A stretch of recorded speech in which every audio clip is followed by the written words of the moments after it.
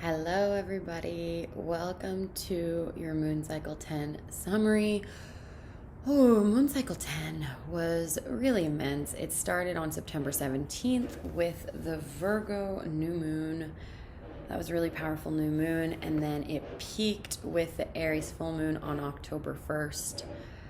The first full moon of this month, we have the second full moon, of course, on Halloween, and it is the Taurus full moon, and I'm really excited for that. If you'd like to join us for ceremony on Zoom in Sacred Cosmic Community, then check out the link below or DM me if you're watching this on Instagram. I'd love for you to join in Moon Mastery, and I just added new subscription options so that it's more affordable for you the longer that you're there and the longer that you move through the cycles of the moon with us. All right.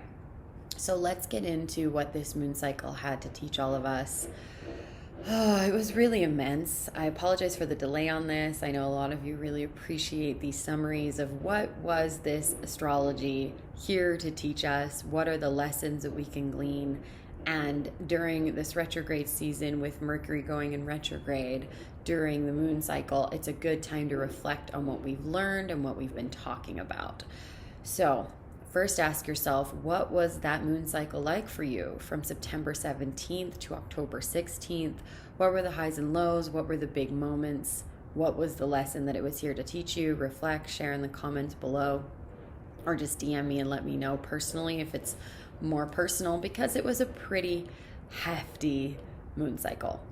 I've been saying that a lot, but with this moon cycle being Virgo and Aries polarity, there was this immense need to be of service to any and all masculine wounding, destruction, and toxicity in this planet, in this, solar system, in our communities, in our collective. And what came through really clearly for me is that this was the moon cycle that really started to peak the healing of the masculine, right? So there has been years of collective healing going on, especially since 2012. It's been more amplified, and the feminine has been really significantly healing over the last 5 years, especially since the last leap year in 2016. This is a leap year again, right? We do massive leaps and bounds in our own consciousness during each leap year. So I would suggest you going back and looking at all the leap years in your life and what they signified for you. I realized how significant they were for me. This is also something that one of my absolute favorite tarot readers, therapists, and conscious woke creators has to say. The woke therapist, her name is Princess India. She's an incredible, she's just an incredible reader, therapist, woman, and she talks about this in her book called The Woke Book. So please go check her out, thewoketherapist.com, or go check her out on YouTube. She's absolutely my favorite and one of my absolute favorite women of color. Her voice needs to be heard on this planet, and she's so funny. So if you want to go do a full-on analysis of leap years in the last decade of your life as we start this new decade, go do that with her, because this is a big time for review and reflection as we enter the last 3 months of the year and the last 3 moon cycles of the year. Okay, my fridge is making a strange noise, so please ignore that. So this is when masculine healing really started to happen on the collective level. What does this mean? Well, what this means is that yes, men, but also masculinity within ourselves, that which wants to create results, produce things, have a single point of focus, be successful, be able to provide and give, started to really have its deeper awakening into healing and into healing wounds. And the way that always goes is if it gets worse, it gets a lot worse before it gets better. So all of the wounds, all of the toxicity, all of the pain caused by masculine energy, not just men, but masculine energy, you can call it the patriarchy, started to come up in an even more amplified level. You might have had a lot of issues with yourself internally in terms of being able to move forward, because we had so much Aries energy moving through us and Mars energy moving through us during this moon cycle, right? Mars squared Pluto on September 29th, and then it also squared Jupiter on October 12th. So when Mars squares these big planets of transformation, it means that it's creating action and heat and kind of necessary conflict in order for there to be change and resolution, right? So of course, during this time, there was a lot of the debates. I personally found out about a lot of persecution and destruction and abuse that men had perpetrated towards people very close to me.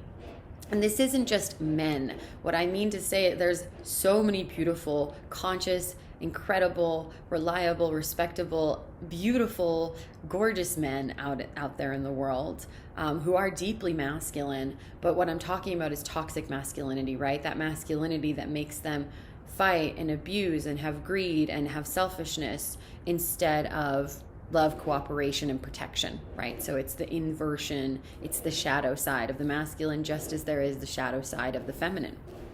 And we've been moving through that for years.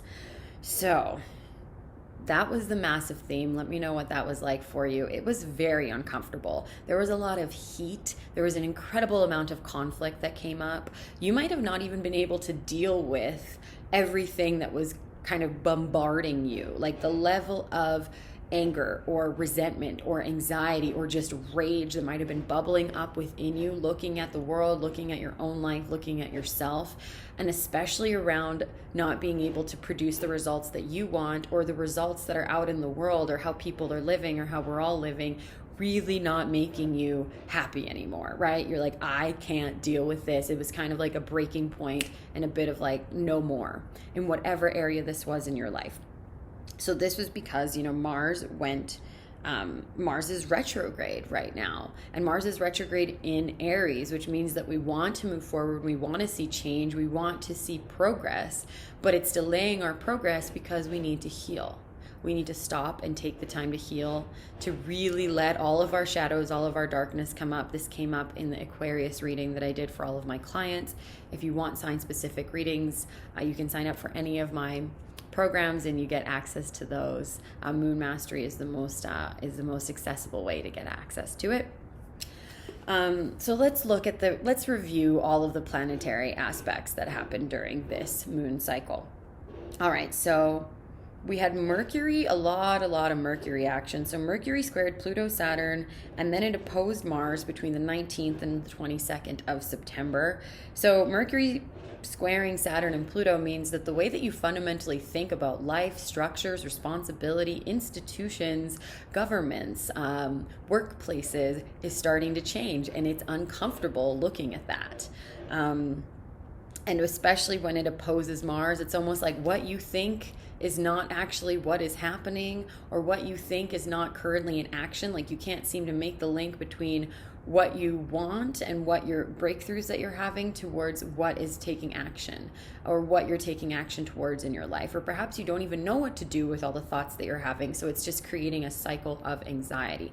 A lot of anxiety, a lot of panic, a lot of anger, a lot of fear, very deep fear, right? Anxiety that's like primal, like the primal anxiety, the need to survive, right? This whole moon cycle brought up this deep fear of, are we going to be able to survive this? Can my heart survive this? Can my body survive this? What is next for us as a collective? And so there was a lot to move through. And, the invitation always is to have grace and compassion for yourself. And that's why we do these reviews, so that we can, look back on that last moon cycle and be like, okay, can I have some mercy? Can I have some compassion for myself or others for what came up there or how it went?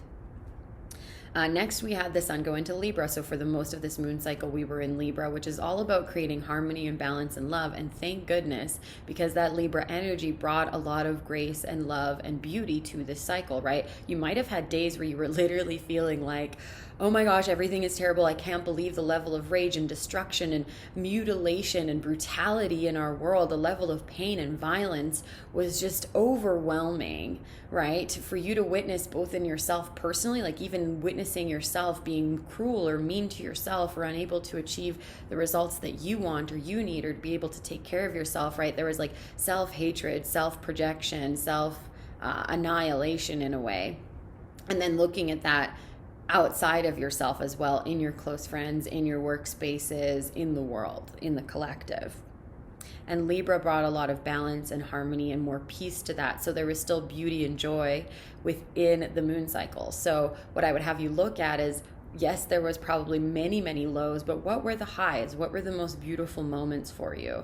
And that will give you a lot of heart and a lot of gratitude for that cycle. It might sound funny to say, to have gratitude for this moon cycle, especially with so much still being integrated through it, because it really was an initiation in some senses through our shadow, really deep shadow work. And then Scorpio season, now that we're in moon cycle 11, is when we really deeply dive into that and invite in our shadows and our wounds so that we can heal them for ourselves and for the collective. Mercury went into Scorpio on the 26th. And then it went into retrograde on October 13th. So again, we're having really deep conversations. Secrets are coming out. We can't not be vulnerable anymore. You might have had breakthroughs and vulnerabilities, really deep conversations with friends, families, loved ones. Especially with it being Libra season, there might have been a lot of romantic turmoil coming up for you, right? Conflict and pain in romantic relationships, betrayal, wounding, fear, anxiety, distrust. All of this was coming up. It definitely came up for me so that it could be healed, so that we could have deeper conversations. I just saw 1111. So just know that it was all coming up for you, right? If it was happening, it was happening for you as a gift for you to be able to heal, to be able to have more consciousness, more awareness, more deeper connection too, right? Because Scorpio is all about intimacy. It's all about deep authenticity and love. And so Mercury in Scorpio has been bringing up, what do we really love? What do we really care about? What do we really want to be spending our time doing? And how do we need to speak to each other in relationships in order to actually heal? One of my favorite moments of the entire moon cycle was in Saturn station direct, hallelujah, on September 28th. So Saturn is going back to being in Aquarius. It will be in Aquarius on December 16th. So you might start to feel that a lot of that kind of crunchiness of our current structures and systems, and especially with everything still happening with the pandemic and all of the injustice in the world, they're not working, and it's starting to move and shift. You're starting to see how that can actually shift, and decisions are being made, and certain power structures are going to fall, and we're going to create new ones that are going to serve all of us. And each of us have our own path in that, whether it's running a small business or running our families or being a community member or supporting businesses and organizations that do align to our values. This is starting to massively shift for us, right? We're approaching the Aquarian age, and a lot of us don't even know what that's really going to look like or entail. So Saturn went direct. That was a big moment in time. Super excited for that to be back in Aquarius like it was back in the springtime. And then we had Venus go into Virgo. So it was in Leo before. So again, love was at the forefront. And then on October 2nd, Venus went into Virgo. So it all was about, how does love serve you and how do you serve love, right? Both in relationships and in your community and in yourself. This was a massive moon cycle for deep, deep self-love realizations, the releasing of codependency patterns, the releasing of feeling like you need someone else to feel good about yourself or to love yourself, right? Really this knowing that you don't need someone, but you do need connection. You do need interdependence. You do want partnership, and you do have needs that are fulfilled by romantic relationships and relationships, but you don't need them to love yourself, right? You need them to have partnership and family and romance and love and sexuality in partnership, but you don't need them to love yourself. So there was a deepening of your own self-love, and that might have looked like, first of all, seeing all the aspects of yourself that you don't love or that need to be healed so that you can love them, forgive them, have mercy on them, and then love yourself further, right?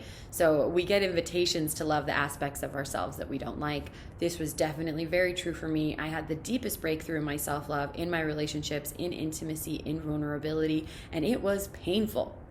I had to forgive myself. I had to forgive others. I had to apologize. I had to say I was sorry, and I got apologies back, and it was beautiful. So please let me know what this was like for your relationships.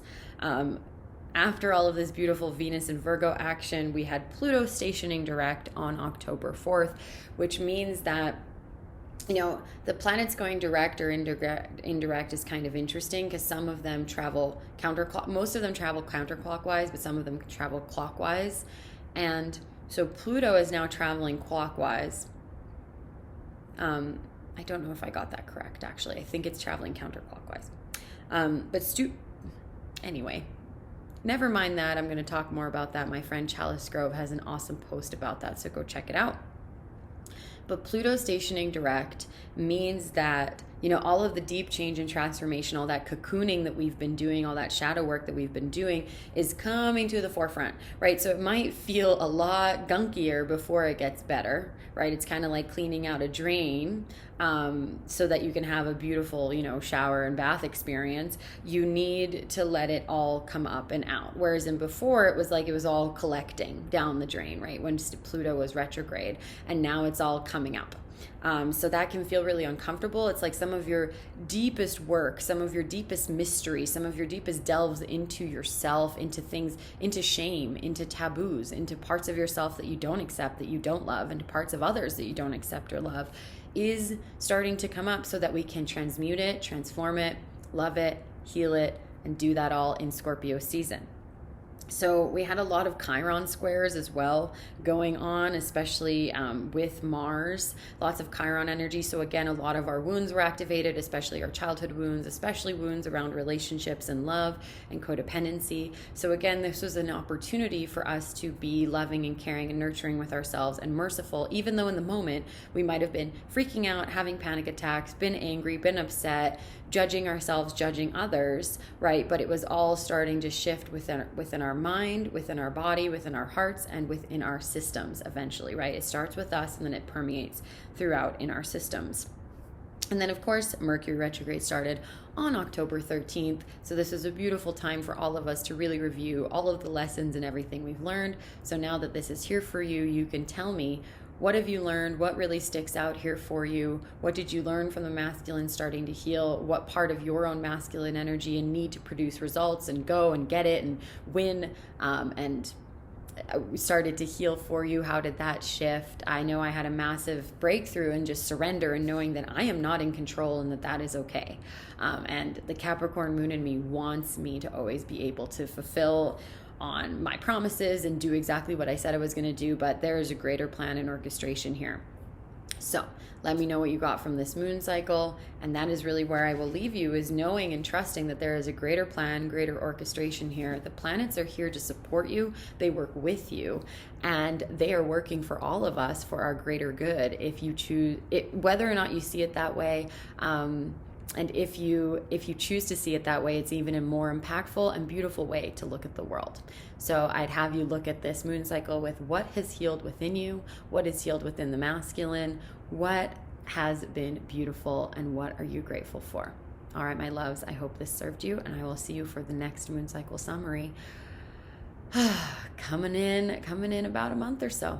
All right, my lovies. See you soon. Reach out to me if you want your astro chart read, if you'd like to work together, create together on your sacred business, if you'd like to join your cosmic community and moon mastery. The link is below, or you can DM me or look in my bio. Bye.